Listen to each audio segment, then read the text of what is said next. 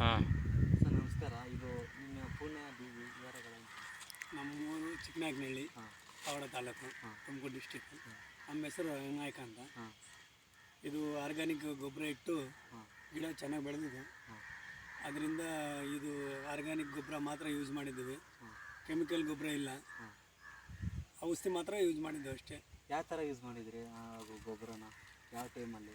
ಫಸ್ಟಿಗೆ ಬೆಡ್ಗೆ ಹಾಕ್ಸಿರೋದು. ಹಾಂ ಫಸ್ಟಿಗೆ ಬೆಡ್ಡು ಖಾಲಿ ಬೆಡ್ ಹೊಡೆಸ್ಬಿಟ್ಟು ಬೆಡ್ಗೆ ಒಯ್ದು ಹಾಂ ಆಮೇಲೆ ರೀಬೆಡ್ ತಿರುಗಿ ಇಟ್ಬಿಟ್ಟು ಗಿಡ ಇಟ್ಟಿರೋದು. ಹಾಂ.